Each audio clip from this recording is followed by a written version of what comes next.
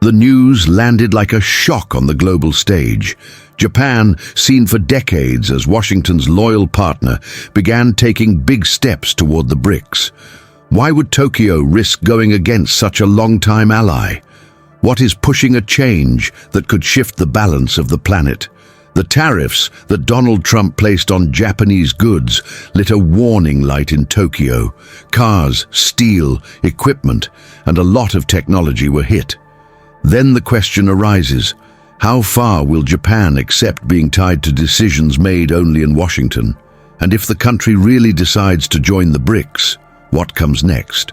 Are we looking at Donald Trump's biggest fear, with Japan standing beside China, Russia, India, and Brazil in a front that challenges American power? Would that open the door for other traditional allies of the United States to think about leaving its orbit? These are not fantasies. They show the real crossroads Tokyo faces. Stay in the same old dependence or open a new road with a bloc that grows year after year. To understand how an ally so loyal since the end of World War II is now weighing a move toward the BRICS, we have to go back in time. The link between Japan and the United States was never only friendship. It was born from defeat, imposition, and strategic calculation. In 1945, after the atomic bombs on Hiroshima and Nagasaki, Japan surrendered. It came out devastated, occupied by the Americans, and forced to accept a new constitution that limited its sovereignty. Article 9, which banned offensive armed forces, became the symbol of that dependence. Washington offered military protection. In return, Tokyo stayed under that umbrella. In the years that followed, the tie grew tighter. During the Cold War, the United States turned Japan into a forward post against the Soviet Union and later against Communist China. American bases spread across strategic areas, notably Okinawa, which still sparks protests among part of the population. In military terms, there was subordination, but in the economy, Japan took off. Industry grew, became a powerhouse, and flooded world markets with cars, electronics, and technology. That was when friction with Washington rose. In the 1970s and the 1980s, Americans accused Tokyo of trade imbalance. The strong dollar and competitive Japanese goods looked like a threat to U.S. industry. In 1985 came the Plaza Accord, when Washington pressed for an appreciation of the yen, sapping the strength of Japanese exports. Japan yielded and paid a high price. The financial bubble that would burst in the 1990s began there. Even so, pressure continued. Tariffs on cars, barriers on electronics, and suspicions of tech espionage. The loyal partner was treated like a dangerous rival. With Donald Trump, the old playbook returned. He did not hesitate to tax automobiles, steel, and other Japanese products, speaking of America first, and treating Tokyo as a target, not as an ally. But the context was different now. The BRICS was already real, and the chance to lessen dependence on Washington finally seemed within reach. For the first time in decades, Japan looked beyond the United States as its center of gravity and considered crossing the line to seek a new place in the global order. But is Tokyo truly ready to break with the past? Or is this a move to push Washington to give ground? Japan has long been a pillar of the Western camp, a key piece in the Pacific and in the world economy. Yet the wave of tariffs from Donald Trump changed the game. Suddenly, Japanese industry felt boxed in. Cars with extra duties, punished steel, and tech sectors blocked by new barriers. Inside Japan's government, the feeling grew that relying only on US protection and the US market no longer works. Meetings took on a new tone. How long to swallow one-sided decisions? Is it time to look for exits? In that climate, an idea that once seemed unthinkable returned. Japan drawing closer to the BRICS. It would be a direct answer to economic blows from Washington. If Tokyo takes that step, what shifts in geopolitics? Would Donald Trump accept seeing such a central ally cross the line? And how would China and Russia react, seeing Japan, once on the other side, joining the bloc? Would this mark the end of US supremacy in the Pacific? The world seems near a turning point, and Japan could be the missing piece that remakes the entire board. Before we go on, a quick request.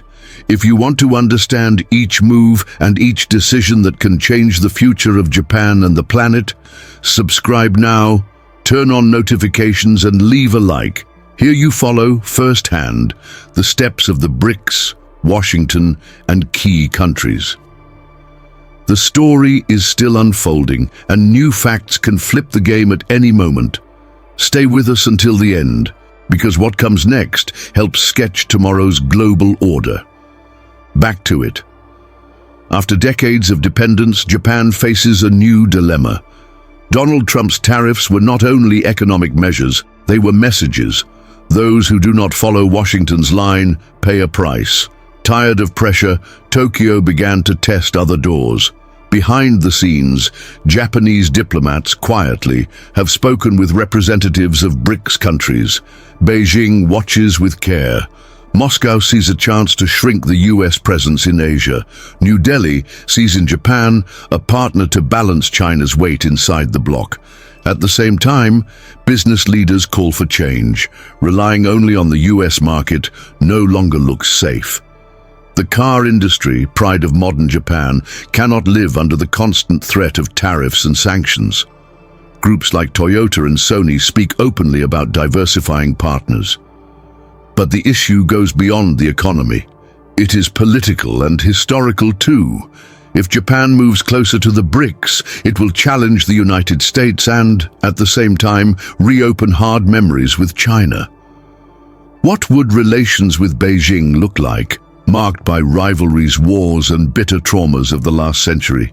Would Tokyo accept getting closer to its old rival to gain more autonomy? And there is the military question.